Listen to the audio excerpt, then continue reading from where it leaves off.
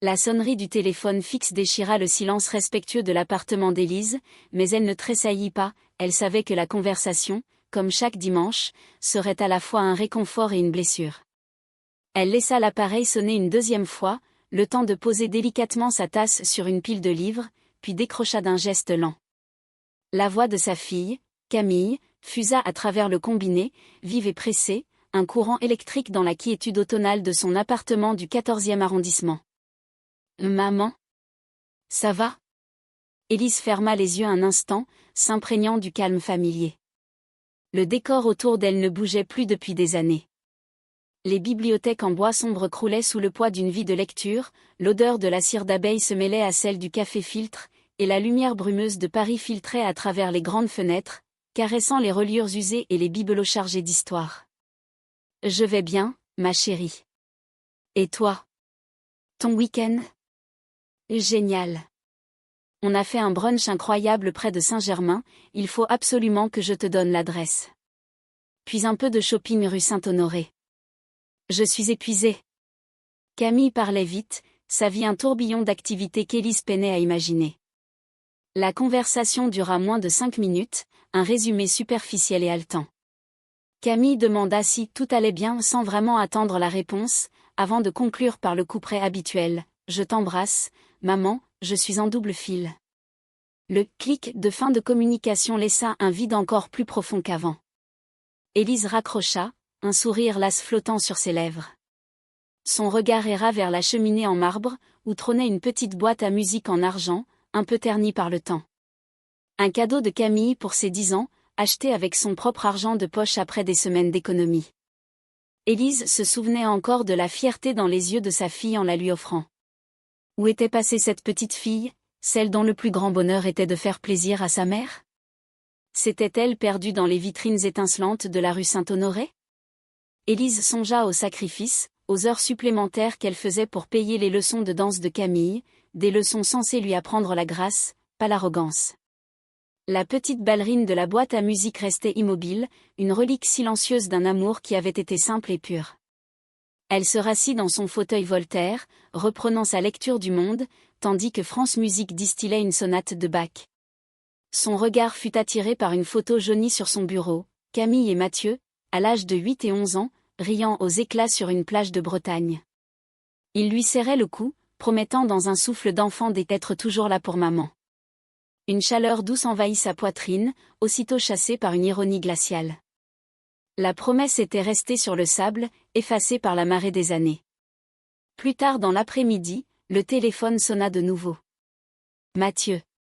Sa voix était plus posée, mais empreinte d'une distance professionnelle. Il prenait des nouvelles par devoir, cochait une case dans son agenda mental. En fond sonore, Élise entendit la voix de sa belle-fille, Sophie, rappeler à son mari qu'ils étaient en retard pour leur cours de yoga. L'échange fut bref, cordial, mais vide de toute chaleur.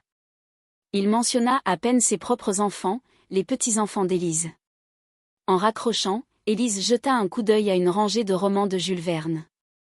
Elle les avait lus des dizaines de fois à Mathieu, ce petit garçon qui avait peur des monstres sous son lit et pour qui elle était la plus féroce des protectrices. Aujourd'hui, il semblait craindre sa femme et les conventions sociales bien plus que n'importe quelle créature imaginaire. Le protecteur était devenu un spectateur passif de sa propre vie. Heureusement, la journée se termina par la visite de Simone. Son amie de toujours arriva comme une bourrasque de vie, un sachet de financier à la main. Alors, le rituel dominical est terminé, lança-t-elle sans détour en s'installant dans la cuisine. Devant une tasse de thé fumant, le vernis d'Élise se craquela. Elle confia la vacuité de ses appels, le sentiment d'être devenu une obligation. Simone posa sa main sur la sienne, ses yeux brillants d'une colère protectrice. « Ils te prennent pour un dû, ma pauvre Élise. Mais ce n'est pas nouveau. Figure-toi que je les ai vus la semaine dernière, au bon marché. Camille et sa chère belle-mère. Elle passait devant le rayon des foulards en soie. Toi, tu étais de l'autre côté de l'allée, tu regardais un livre d'art. Elles t'ont vu, j'en mettrai ma main à couper. Eh bien, elles ont tourné la tête et accéléré le pas, comme si tu étais une simple connaissance à éviter. » Le cœur d'Élise se serra. Simone continua, indignée, « j'ai eu une envie folle de les rattraper et de leur dire mes 4 vérités. Ils sont tellement aveuglés par leur petite vie parfaite qu'ils ne voient même plus la femme extraordinaire qui leur a tout donné. Un jour, ils regretteront. Les mots de Simone, crus et directs, étaient un baume étrange. Ils validaient sa peine, la sortaient de l'isolement et confirmaient que ce qu'elle ressentait n'était pas le fruit de son imagination. Alors qu'elle rangeait sa cuisine après le départ de son amie, Élise vit une notification s'allumer sur la tablette que ses enfants lui avaient offerte. C'est une publication de Camille sur Instagram, une photo d'elle et de son mari, rayonnant, avec la légende « Dimanche parfait avec la meilleure belle-mère du monde, la sublime Béatrice ». #FamilyGoal. Le visage d'Élise reste de marbre, mais son regard se durcit imperceptiblement. Le faire-part du baptême, cartonné et orné de lettres dorées, semblait moins une invitation à une fête de famille qu'une convocation dans un monde qui n'était plus le sien. Élise le tenait entre ses doigts, sentant le grain épais du papier de luxe. Les noms de Camille et de son mari, Jean-Pierre, s'étalaient en une calligraphie élégante au-dessus de celui de leur fils, Alexandre. Le lieu, un restaurant prestigieux près des Champs-Élysées, confirmait ce qu'elle pressentait. Cet événement ne serait pas une célébration intime, mais une démonstration de statut social. Un souvenir fugace traversa son esprit, le baptême de Camille, 30 ans plus tôt. Une simple robe blanche cousue main, la petite église de leur quartier baignée de soleil, et un repas joyeux dans le jardin de leurs voisins. La chaleur de ce souvenir rendait le carton glacé entre ses mains encore plus froid. L'appel de Camille ne se fit pas attendre. « Maman, tu as bien reçu le faire-part ? Alors, j'espère que tu as prévu une tenue chic. C'est très important, toute la famille de Jean-Pierre sera là, des gens du monde des affaires. Il ne faut pas de trucs, tu sais, de prof à la retraite. » La phrase, lancée sur le ton d'un conseil bienveillant, la frappa comme une gifle. Élise se força à répondre d'une voix calme, l'humour teinté d'amertume. « Ne t'inquiète pas, ma chérie. Je saurai être à la hauteur de l'événement. » Après avoir raccroché, elle ouvrit sa penderie. Ses robes étaient simples, de belles coupes, intemporelles. Elles lui semblèrent soudain provinciales et démodées. Pourtant, elle refusa de se laisser abattre. Puisque le contenant importait tant à sa fille, elle mettrait tout son cœur dans le contenu. Son cadeau serait un message, un lien tangible entre elle et ce petit-fils qu'elle ne connaissait pas encore. Le lendemain, elle se rendit dans une vieille mercerie de la rue d'Alésia, une boutique hors du temps remplie de casiers en bois et de trésors colorés. « C'est pour mon premier petit-fils », expliqua-t-elle à la propriétaire, une dame âgée qui comprenait le langage du cœur. Ensemble, elles choisirent la plus douce des laines de cachemire, d'un bleu pâle comme le ciel d'avril. De retour chez elle, Élise installa son ouvrage. Le soir, le cliquetis régulier de ses aiguilles à tricoter devint sa méditation, une réponse silencieuse à l'agitation vaine du monde de ses enfants. Chaque maille était une pensée, un souhait de bonheur pour l'enfant. Ce pull ne serait pas un simple vêtement, mais une armure d'amour tissée à la main. Quelques jours plus tard, Mathieu et Sophie l'appelèrent en vidéo. L'écran révéla leur salon, un espace minimaliste et froid qui ressemblait à une page de magazine de décoration. Élise, fière de son avancée, leur montra le petit pull qui prenait forme. Sophie esquissa un sourire poli, presque forcé. « Oh, c'est mignon », dit-elle d'une voix neutre. « Mais vous savez, Élise, Béatrice a déjà acheté toute la collection Dior bébé pour Alexandre. Elle a un goût tellement sûr. » Le mot tomba, anéantissant en une seconde des heures de travail et d'intention. Voyant le visage de sa mère se figer, Mathieu tenta de rattraper la situation, mais c'est l'intention qui compte, maman. C'est très gentil. Ces mots, faibles et maladroits, ne firent qu'accentuer le malaise. L'appel se termina rapidement, la laissant avec le goût amer de la condescendance.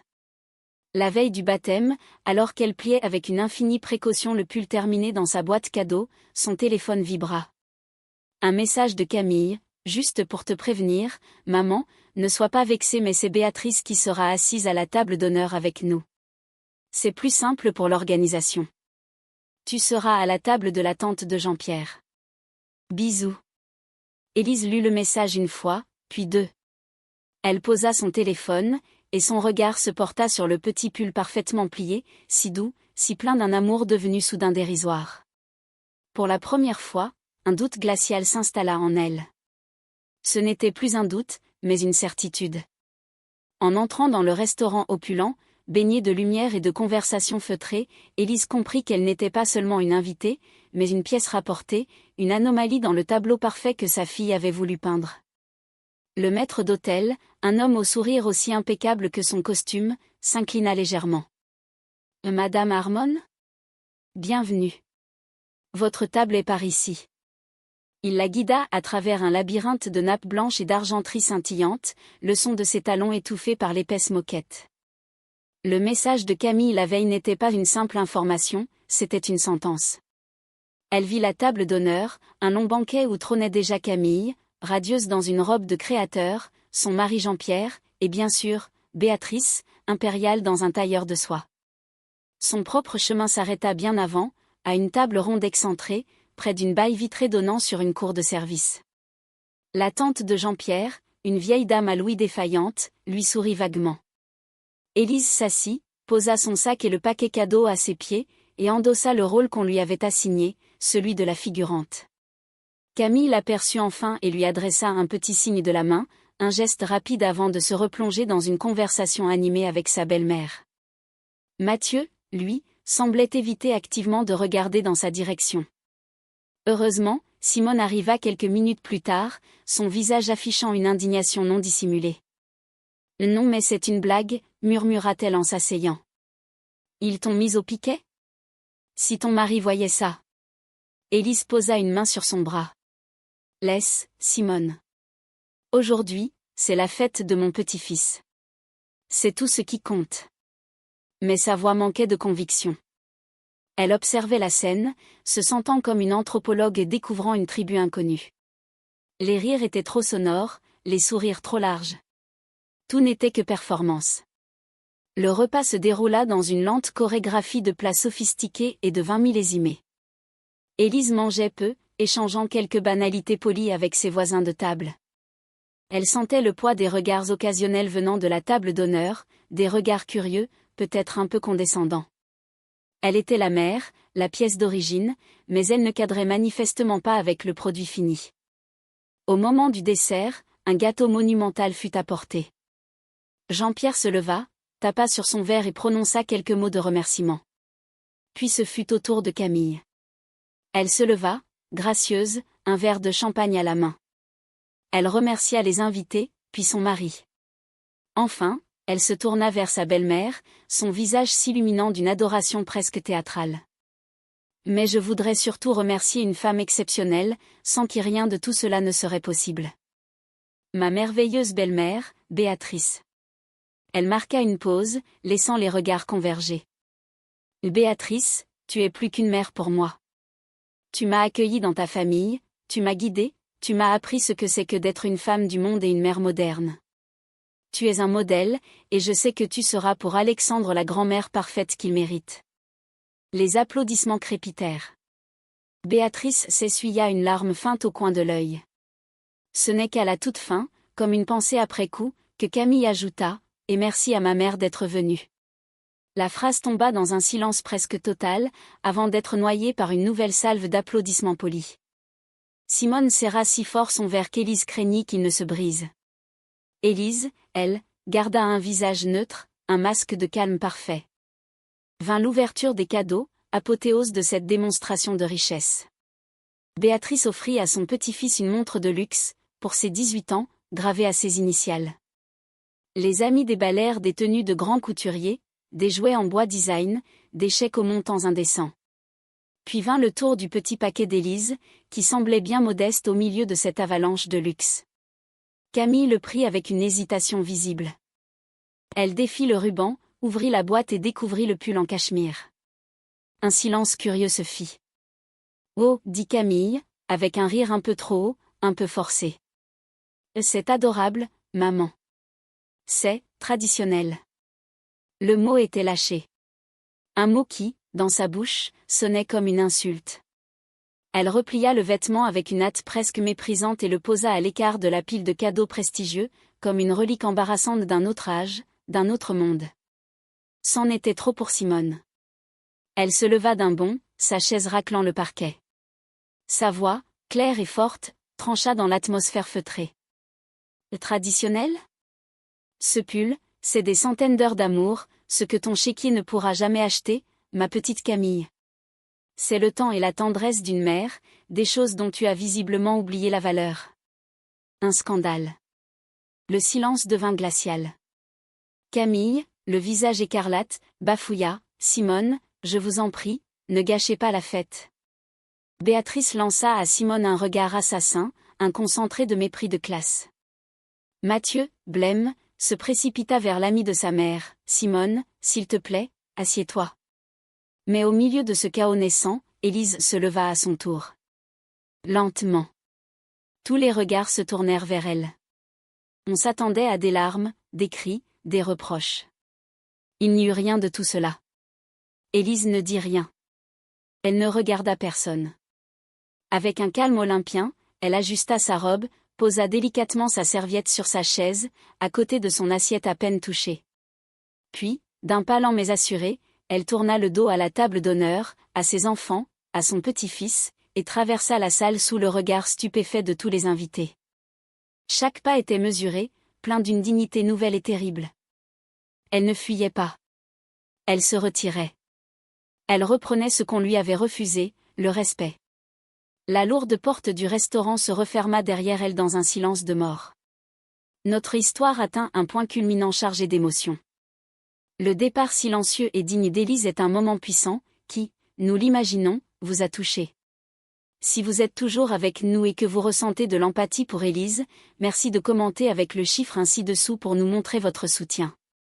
Et si vous voulez absolument savoir comment elle va répondre à cette terrible humiliation, c'est le moment idéal pour vous abonner et activer la cloche des notifications afin de ne pas manquer la suite de son histoire. Votre soutien est essentiel et nous motive à continuer de vous proposer des récits poignants.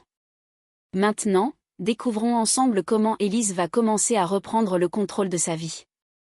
La première lettre recommandée arriva un mardi matin, et son poids dans la main de Camille semblait bien plus lourd que celui du papier qu'elle contenait, c'était le poids d'un silence qui avait décidé de parler. 2 jours s'étaient écoulés depuis le baptême, 2 jours d'un silence radio total de la part d'Élise, un silence que ses enfants avaient d'abord interprété comme une bouderie. Mais cette enveloppe officielle, rigide, ne ressemblait pas à une bouderie. Elle avait la froideur d'une procédure. Le lundi matin, au lendemain du désastre, Élise avait poussé la porte d'une étude de notaire dans le quartier des affaires. Le bureau de Maître Dubois était un espace moderne, épuré, aux antipodes de son propre appartement. Assise face au jeune notaire, elle n'avait pas pleuré. D'une voix égale, elle lui avait exposé la situation, non pas comme une mère blessée, mais comme une cliente exposant un litige. Elle avait fourni des dates, des faits, des documents. « Je ne veux pas me venger, maître » avait-elle déclaré en le regardant droit dans les yeux. « Je veux établir la vérité.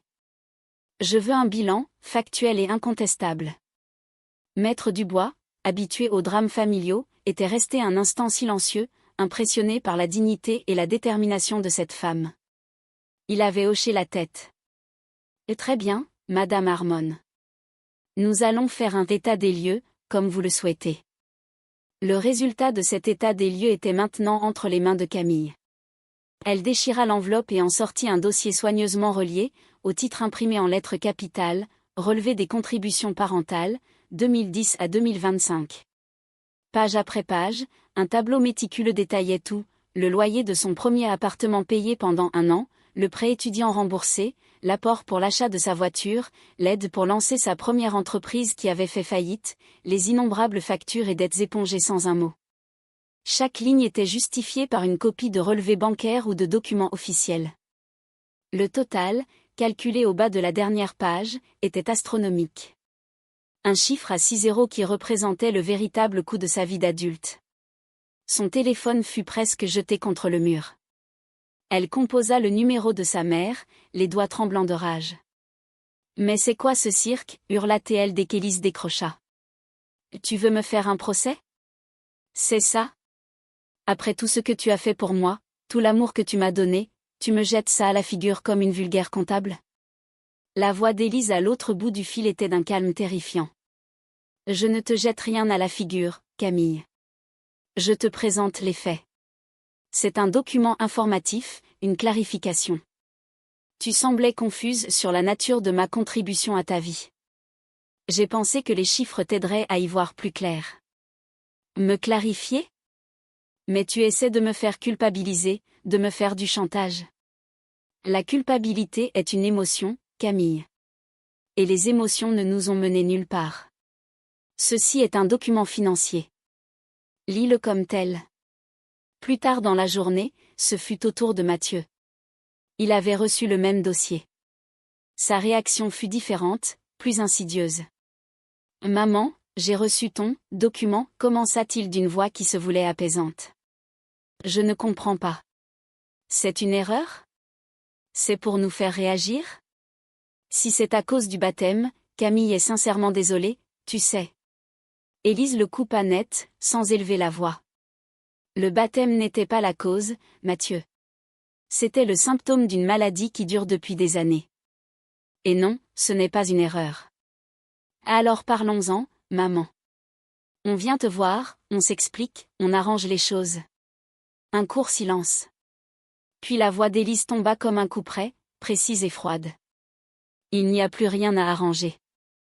Les choses ne s'arrangent que lorsqu'elles sont simplement cassées. Notre relation n'est pas cassée, elle est terminée. Pour l'instant, je fais simplement l'inventaire. Considérez cela comme un état des lieux de notre relation avant la clôture définitive du bail. Mathieu resta sans voix, abasourdi par ce vocabulaire qu'il n'associait pas à sa mère. Le mot « bail » le frappa particulièrement. Comme si leur lien n'avait été qu'une location, arrivée à son terme. Avant de raccrocher, Élise ajouta une dernière phrase, d'un ton presque neutre, ce qui la rendait encore plus menaçante. D'ailleurs, surveillez bien vos boîtes aux lettres dans les jours qui viennent. Il y aura une deuxième livraison. Et celle-ci sera bien plus personnelle. Le deuxième colis était plus lourd, un poids mort qui contenait le fantôme de leur enfance, mais un fantôme dont on aurait changé le visage. Il arriva 3 jours après la lettre recommandée, un intervalle qu'Élise avait calculé pour laisser leur colère se transformer en une anxiété sourde. Livrés par coursier, les 2 paquets identiques étaient lourds et impersonnels. À l'intérieur, pas de lettres, pas d'explication. Juste une série de documents et un objet qui allait faire voler en éclats le peu de certitude qui leur restait. Le premier document était une copie certifiée conforme du Nouveau Testament d'Élise, déposée chez Maître Dubois la veille.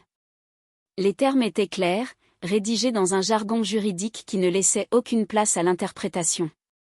La totalité de son patrimoine, son appartement parisien, ses économies, l'assurance vie laissée par son mari étaient léguées à parts égales entre la Fondation de France et un fonds d'études créé au nom de son petit-fils, Alexandre. Ce fonds, précisait le document, ne serait accessible qu'à la majorité de l'enfant et géré par le notaire, sans aucune intervention possible de ses parents. En quelques paragraphes, des années d'héritage, de patrimoine familial si cher à Camille, venaient d'être rayées de la carte. Pour Mathieu, une enveloppe supplémentaire contenait des impressions de ses échanges de messages avec sa femme, Sophie. Les phrases cruelles, où il se plaignait du fardeau que représentait sa mère et de ses visites obligatoires, étaient surlignées en jaune. C'était la preuve glaciale de sa duplicité. Mais le coup de grâce se trouvait au fond de la boîte. L'objet principal. Les albums photos de leur enfance. Les mêmes albums reliés en cuir qu'ils avaient feuilletés des centaines de fois. Mais en les ouvrant, un spectacle grotesque et terrifiant s'offrit à eux. Sur chaque photo, le visage souriant de leur mère avait disparu. À la place, par un montage numérique d'une précision diabolique, se trouvait le visage de Béatrice, parfaitement intégré à la scène. Béatrice coupant le gâteau d'anniversaire de Camille. Béatrice aidant Mathieu à faire du vélo. Béatrice les embrassant sur le quai d'une gare avant un départ en colonie de vacances. C'était leur vie, mais racontée par une menteuse. Sur la première page de chaque album, une simple note manuscrite, de l'écriture ronde et appliquée d'Élise, puisque vos vœux sont exaucés. Cette fois, il n'y eut pas d'appel. 1 heure plus tard, ils étaient devant sa porte, martelant le bois avec une fureur désespérée. Quand Élise ouvrit, elle les trouva sur le paillasson, défaits. Camille tenait un album ouvert, ses mains tremblant si fort que les pages bruissaient. « Comment as-tu pu faire ça » hurla-t-elle, sa voix brisée par les sanglots. « Ce sont nos souvenirs. Notre vie. Mathieu, le visage blême, ajouta d'une voix sourde, tu as tout effacé, maman. Tu nous as effacés. Élise les laissa entrer sans un mot. Son appartement, autrefois leur refuge, semblait aujourd'hui un territoire étranger, et elle, la gardienne inflexible de sa frontière. Elle les regarda s'effondrer sur son canapé, au milieu des preuves de leur propre trahison. Quand le premier flot de larmes et de reproches se fut tari, Élise prit la parole. Sa voix était posée, presque douce, ce qui la rendait encore plus terrible. Je n'ai rien effacé, dit-elle en s'adressant d'abord à sa fille. J'ai simplement aligné la réalité sur les désirs que tu as si clairement exprimés. Tu as déclaré devant 100 personnes que tu aurais souhaité que Béatrice soit ta mère. J'ai simplement rendu service à ta mémoire. J'ai corrigé les archives pour qu'elles correspondent à ton cœur. Puis elle se tourna vers Mathieu. Et toi, mon fils, dit-elle en posant sur la table basse les impressions de ses messages, tu as écrit noir sur blanc que j'étais un fardeau. Je t'ai donc libéré. J'ai retiré le fardeau de ton histoire. Vous devriez être heureux. Vos vœux sont exaucés. Il la regardait, incrédule, comme si elle était devenue folle. Mais il n'y avait aucune folie dans ses yeux. Seulement une logique implacable, la logique de quelqu'un qui a été poussé trop loin et qui a décidé de prendre les autres au mot. Mais, c'étaient des mots, maman, balbutia Mathieu. On dit des choses qu'on ne pense pas. Les mots ont un sens, répondit Élise. Les actions aussi. Vous m'avez traité comme une option, une commodité. Vous m'avez manqué de respect publiquement et en privé. Vous avez pris mon amour pour un dû inépuisable. Vous aviez tort. Elle se leva, signifiant la fin de l'audience. Cette conversation est terminée. J'ai passé ma vie à vous donner. Mon temps, mon amour, mon argent. La seule chose que je garde pour moi, maintenant, c'est ma paix. Je vous demande de partir et de respecter cette décision. Ils sortirent de l'appartement comme des automates, anéantis. Camille pleurait bruyamment dans le couloir, tandis que Mathieu, incapable de trouver un mot, la soutenait par le bras. Élise referma la porte. Elle resta un long moment adossée contre, le silence de l'appartement l'enveloppant enfin. Pour la première fois depuis le début de cette tempête, une unique larme coula lentement sur sa joue. Une larme, non de tristesse, mais de libération.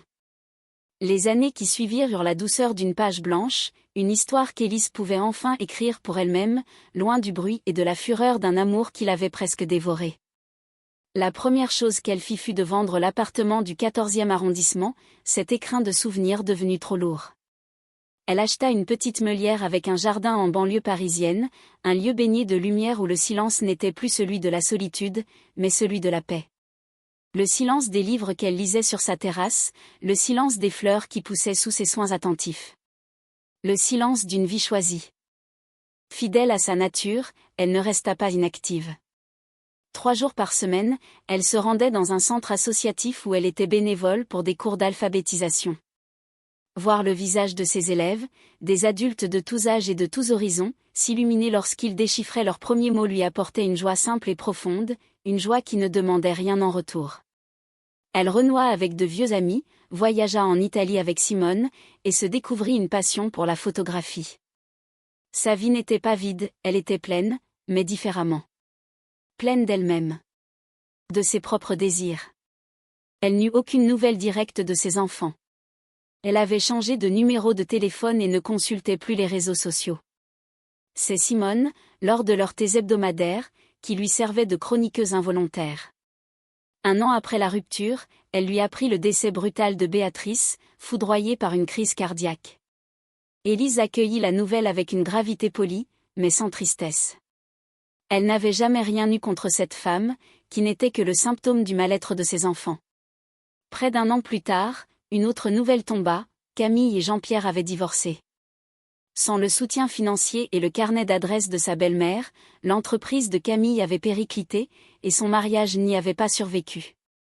Jean-Pierre avait obtenu la garde principale d'Alexandre. Un après-midi de printemps, 3 ans après le fameux baptême, alors qu'Élise taillait ses rosiers, une voiture se gara devant son portail. Mathieu en sortit. Il semblait avoir vieilli de 10 ans.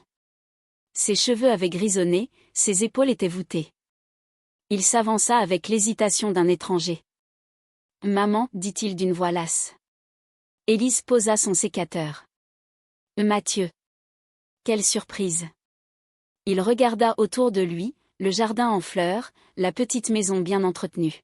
« C'est joli, chez toi. »« J'y suis heureuse, répondit-elle simplement. Il prit une profonde inspiration. « Je suis venue te parler de Camille. Elle ne va pas bien. » Pas bien du tout. Après le divorce, la faillite, elle a perdu pied. Elle est seule. Elle vit dans un petit studio et peine à joindre les deux bouts. Il marqua une pause, cherchant ses mots. Elle a besoin de sa mère, maman. Sa vraie mère. L'argument final, l'appel au devoir maternel qu'il pensait imparable. Élise l'écouta attentivement, sans l'interrompre, son visage empreint non de dureté, mais d'une profonde et triste lucidité.